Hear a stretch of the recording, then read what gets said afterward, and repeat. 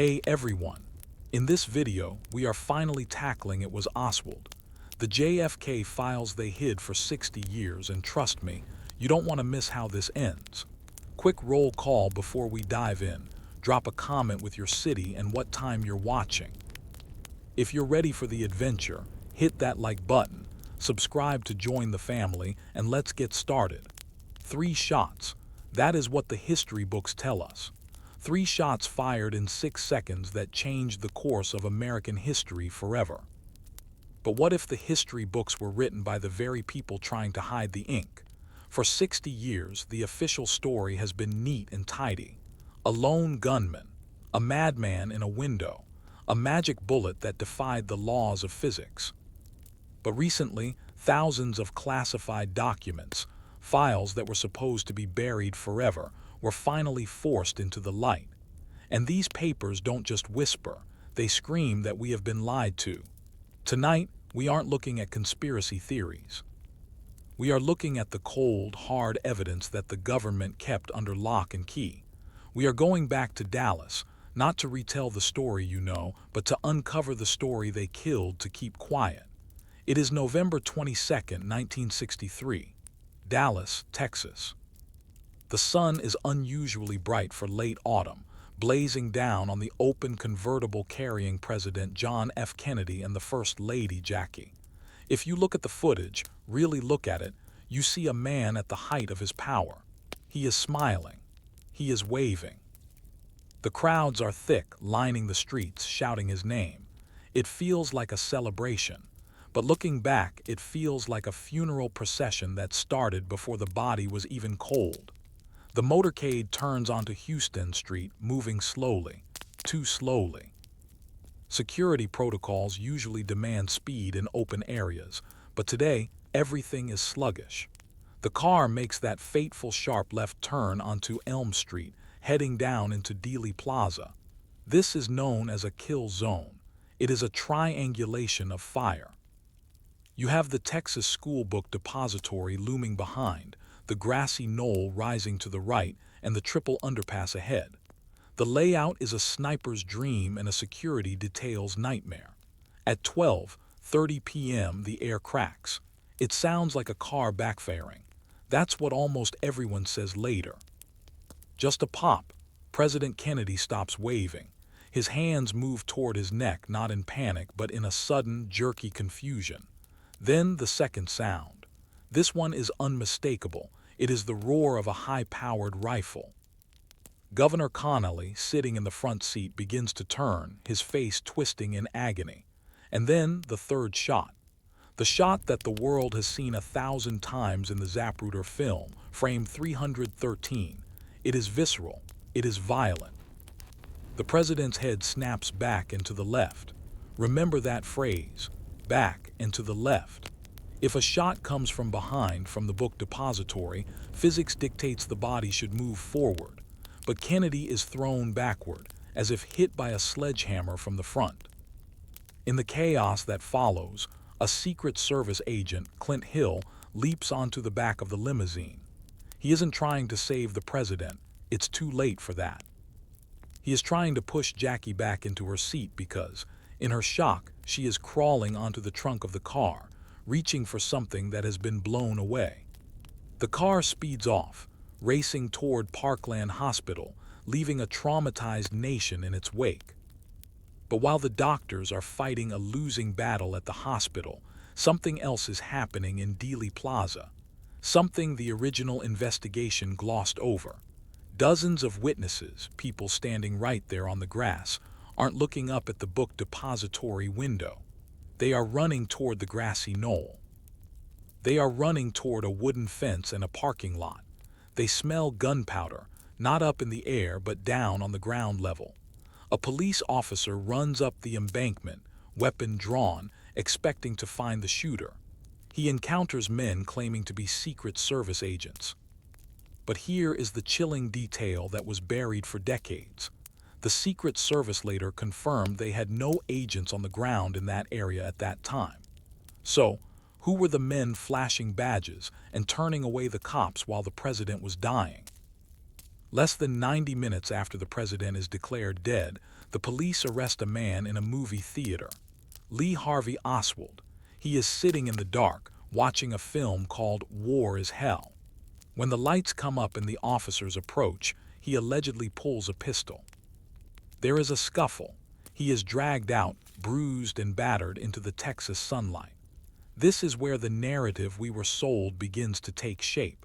We are told Oswald is a disgruntled loner, a Marxist sympathizer who hated America, a man who acted entirely alone to decapitate the U.S. government. It's a convenient story. It's simple. It wraps everything up in a nice box. But when you open the newly declassified files, the box falls apart. Let's look at who Oswald really was. The documents released in 2017 and 2021 paint a picture of a man who was anything but a loner, ignored by the government. In fact, Lee Harvey Oswald was perhaps one of the most watched men in America. We now know that the CIA had a 201 file, a personality file, on Oswald starting years before the assassination. Here is the kicker that the Warren Commission glossed over. Oswald had defected to the Soviet Union in 1959. He walked into the U.S. Embassy in Moscow, slammed his passport on the desk, and promised to give up radar secrets he learned in the Marines. In the height of the Cold War, that is treason. That is a capital offense. Yet when he gets bored of Russia a few years later, he returns to the United States. And what happens? Is he arrested? Is he interrogated? No. The U.S. government gives him a loan to travel. They welcome him back. He settles in Dallas, gets a job, and moves freely. Does that sound like a man the government isn't involved with? Or does it sound like an asset? The new files reveal something even more terrifying regarding Mexico City. Just weeks before the assassination, Oswald traveled to Mexico City. The official story was that he went there to get visas to escape to Cuba or Russia. But the CIA surveillance station in Mexico City, one of the most sophisticated listening posts in the world, intercepted calls. They have records of a man claiming to be Oswald contacting the Soviet embassy, specifically Department 13. Do you know what Department 13 is? It is the KGB unit responsible for assassinations and sabotage. The CIA knew this. They knew he was meeting with Valery Kostikov, a known KGB assassin. The documents show that this information was flashed to Washington immediately. The FBI knew. The CIA knew. They knew a former defector was meeting with Soviet assassination experts just weeks before the president was killed. And yet, on November 22nd, Oswald was allowed to walk into a building overlooking the president's route with a rifle. Why wasn't he on a watch list? Why wasn't the Secret Service warned to keep the motorcade away from him? The answer lies in two possibilities.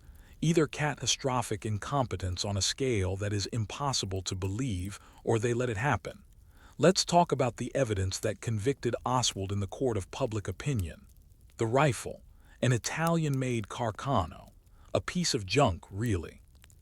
It was a surplus weapon, known for being inaccurate and having a bolt action that was stiff and difficult to operate. The official timeline says Oswald fired 3 shots in roughly 6 seconds. Expert marksmen, the best snipers in the U.S. military, tried to recreate this feat using the same model of rifle. They couldn't do it. They couldn't aim, fire, reload, aim, and fire again that quickly with any accuracy. And yet, we are asked to believe a man with mediocre shooting scores in the Marines pulled off the greatest sniper shot in history. But the rifle is nothing compared to the bullet. Exhibit 399. The magic bullet. According to the Warren Commission, this single bullet entered Kennedy's back, exited his throat, went on to hit Governor Connally in the back, shattered his rib, exited his chest, smashed his wrist, and finally lodged in his thigh. That is 7 distinct wounds in 2 men, breaking multiple bones. Now imagine what a bullet looks like after smashing through human ribs and wrist bones at 2,000 feet per second. It should be mushroomed, twisted, flattened. But when Exhibit 399 was found, allegedly falling off Connolly's stretcher at the hospital, it was nearly pristine. It looked like it had been fired into a swimming pool. It was perfectly round with only the slightest deformity at the base. For decades, skeptics screamed that this was impossible. And the new files. They don't explicitly say the bullet was planted, but they reveal the panic behind the scenes. They reveal memos from FBI Director J. Edgar Hoover and others who were desperate to close the case.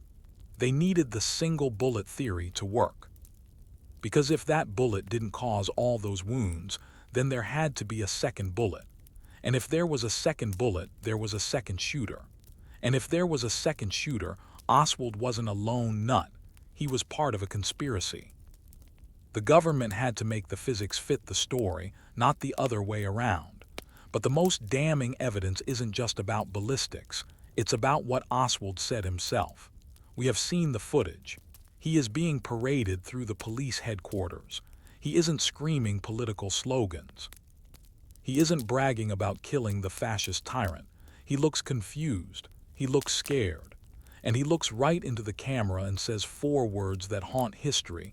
I am a patsy. A patsy is someone who is set up. Someone who is left holding the bag while the real operators slip away into the shadows. Oswald claimed he didn't shoot anyone. He claimed he was being used. He demanded a lawyer. He wanted to talk.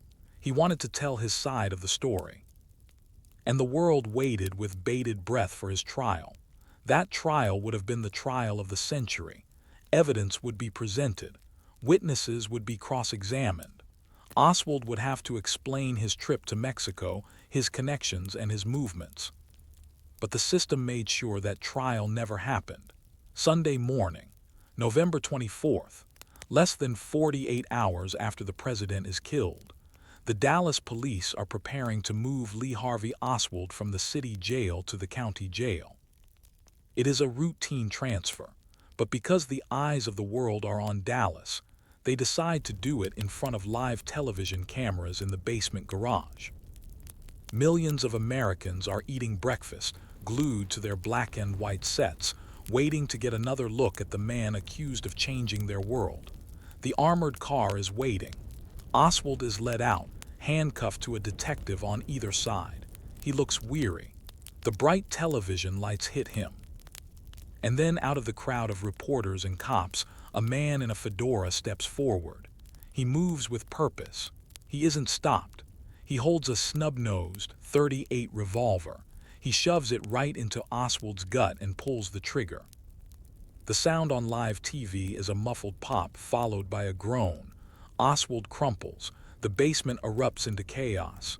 He's been shot. Oswald has been shot. The newsmen scream. The man with the gun is immediately tackled. His name is Jack Ruby.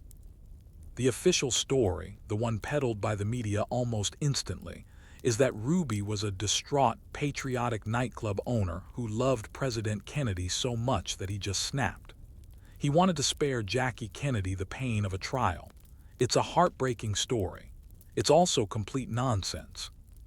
Jack Ruby was not some sentimental patriot. The new files confirm what many suspected for years. Jack Ruby was a low-level mobster with deep ties to organized crime syndicates in Chicago and Dallas. He ran strip clubs. He ran guns. He was a fixer. But here is the information that was suppressed for decades, the information that changes everything about that Sunday morning shooting. The declassified documents reveal that in the days and hours leading up to shooting Oswald, Jack Ruby was frantic. He was making phone call after phone call. And who was he calling? He wasn't calling his family to cry about the president. He was calling high-level mob associates across the country. He was also calling the police station. We now know Ruby had intimate connections with the Dallas Police Department. He gave them free drinks, free food, and access to the girls in his clubs. He was a fixture around the station. That is how he got into that basement. He didn't sneak in. He walked in. He knew the security protocols because he knew the people running security.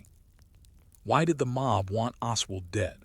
Because the mob and the CIA had been working together for years on efforts to assassinate Fidel Castro in Cuba. They were bedfellows.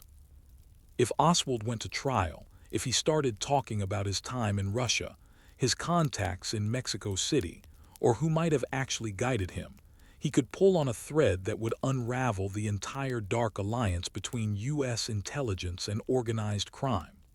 Oswald had to be silenced. And Jack Ruby was the perfect disposable tool to do it. With one bullet, the possibility of a trial vanished. The possibility of the truth coming out in a court of law was destroyed. The lone gunman was dead, and dead men tell no tales.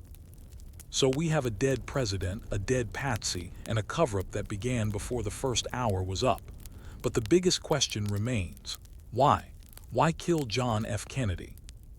This is where we move away from the mechanics of the shooting in Dealey Plaza and into the smoky backrooms of Washington, D.C., where the real power lies. The declassified files paint a portrait of a president who was at war with his own government. JFK was not the compliant leader the establishment expected him to be. He was changing things too fast, and he was making very powerful enemies in the process. First, there was the CIA. After the disastrous Bay of Pigs invasion in 1961, where the CIA tried and failed to overthrow Castro, Kennedy felt betrayed by his intelligence chiefs.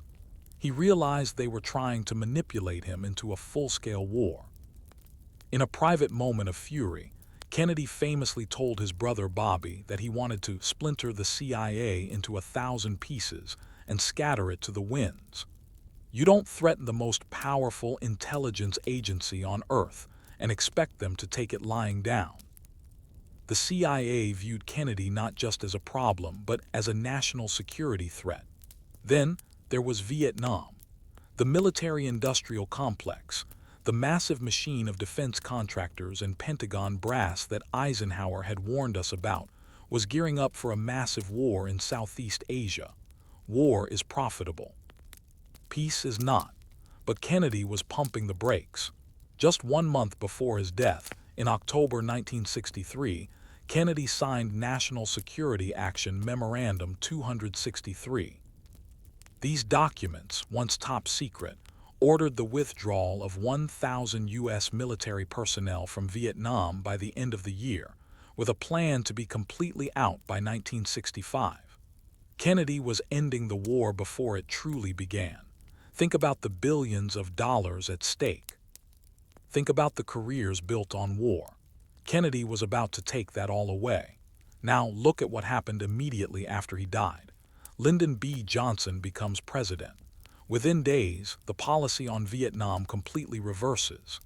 NSAM 263 is replaced by NSAM 273, which ramps up the conflict. The withdrawal is canceled. The war machine gets exactly what it wanted. The new files show us that elements within the CIA and the Pentagon were tracking Kennedy's peace initiatives with growing alarm. They weren't protecting him. They were building a case against him. They viewed his reluctance to invade Cuba and his desire to exit Vietnam as signs of weakness against communism. In the paranoid mindset of the Cold War, Kennedy was a liability. And in the world of black ops, liabilities are liquidated. For decades, all we had were theories, connecting the dots between the mob, the CIA, and the policy changes. But the recent document dumps have given more weight to the testimony of the people who were actually in the shadows. We need to talk about E. Howard Hunt. Hunt was a legendary CIA operative. He was deeply involved in the Bay of Pigs. He was a key player in the Watergate break-in that took down Nixon, and for years, rumors swirled that he was in Dallas on November 22nd. For most of his life, Hunt denied it. He was a company man. He kept his mouth shut. But near the end of his life, facing his own mortality, something changed. He decided to talk. In taped confessionals and memos given to his son, St. John Hunt, the old spy laid it all out. He didn't speak in riddles. He named names. Hunt claimed he was part of a CIA assassination team sent to Dallas. This event, he said, was codenamed the Big Event. According to Hunt, the operation was managed at the highest levels, involving key figures in the CIA who hated Kennedy for his betrayal at the Bay of Pigs. But Hunt went further. He implicated the vice president himself, Lyndon B. Johnson.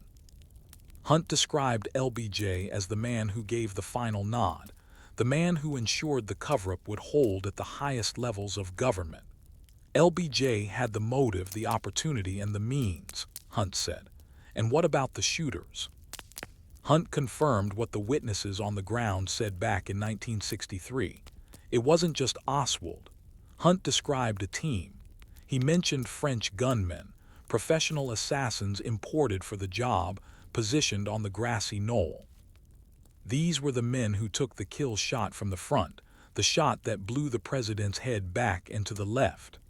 Oswald's role, according to Hunt's account, was exactly what Oswald said it was, a patsy. He was meant to be in the building, to fire a weapon to create confusion and provide a location for the police to focus on, while the real professionals did the work from the ground. When these confessions first came out, the mainstream media ignored them. They called Hunt a fabulist, an old man seeking attention. But here is the thing. The newly declassified files contain travel vouchers, memos, and personnel records that place many of the people Hunt named, CIA contractors, anti-Castro Cuban exiles, and mob enforcers, in and around Dallas in November 1963. The paper trail, once redacted with thick black ink, is now visible, and it backs up the story of a coordinated, professional hit. How do you pull off a coup in broad daylight and convince the world it was just one crazy guy? You need more than just shooters, you need storytellers. You need the media. For 60 years, the mainstream media has acted as the gatekeeper of the official story. Immediately following the assassination, the narrative was set in stone almost instantly. Oswald did it. Alone. Case closed. Any journalist who asked tough questions, anyone who pointed out the inconsistencies in the autopsy or the ballistics, was marginalized. But the declassified files reveal that this wasn't just lazy journalism. It was an organized campaign. We now have access to CIA memos, specifically document 1030-5960, issued in the years after the assassination. This memo is a smoking gun of information warfare against the American people. It instructed CIA assets embedded in media organizations on how to handle critics of the Warren Commission. The memo explicitly told them to attack the character of the critics rather than the facts. It told them to use their media platforms to portray anyone questioning the official narrative as mentally unstable, unpatriotic, or politically motivated. This is where the weaponization of the term conspiracy theorist really began. It was a psychological operation designed to shut down debate. If you questioned the government, you weren't a concerned citizen, you were a crackpot. The files show that high-ranking executives at major news networks and publishing houses had cozy relationships with intelligence agencies. They were willing to kill stories, alter reports, and push the government's line because they believed it was in the national interest to maintain stability. They chose comfortable lies over difficult truths. They didn't just report the cover-up, they became an essential part of it. The cover-up wasn't just about shredded documents and slanted news stories. It was about blood. The saddest chapter of this entire saga is the fate of the witnesses who refused to toe the line. In the years following the assassination, a statistically impossible number of people connected to the case died prematurely.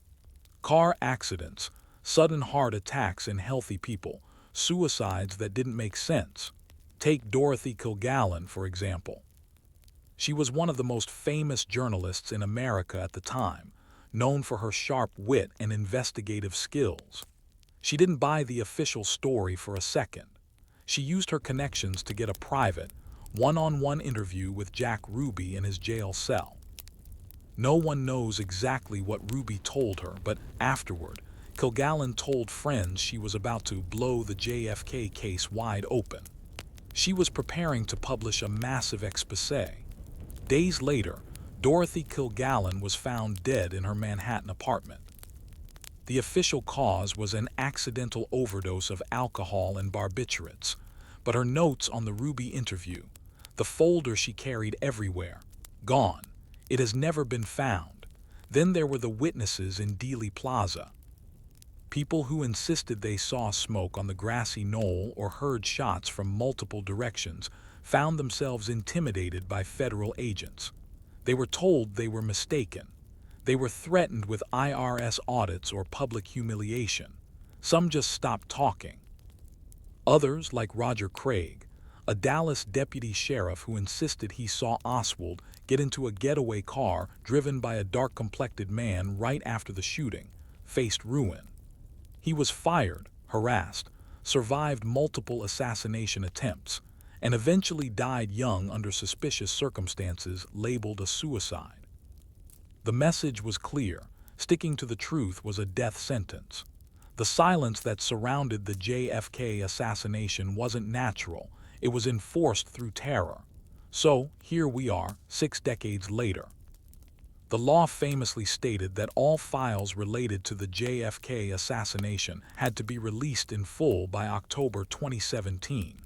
We were promised the full truth. Did we get it? No.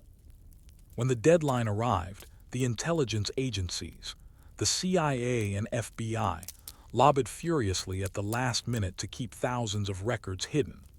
President Trump released many, but buckled under the pressure and held back some of the most sensitive ones.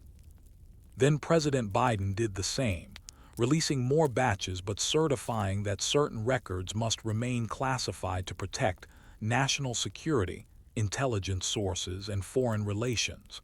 Think about that for a moment. It has been 60 years. Everyone involved, JFK, Oswald, Ruby, LBJ, the CIA chiefs, the mob bosses, they are all dead. The Soviet Union doesn't exist anymore. The Cold War is over. What possible national security threat could exist today from revealing what happened in 1963? There is only one logical conclusion. They aren't protecting people. They are protecting institutions. They are protecting the legacy of agencies that are still operating today.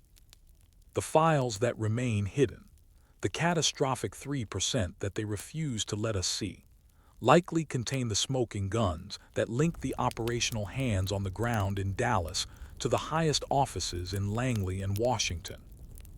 They likely contain the names of assets who went on to have long careers in government. The fact that they are still fighting to keep these secrets hidden in the 2020s is perhaps the biggest proof of conspiracy we have.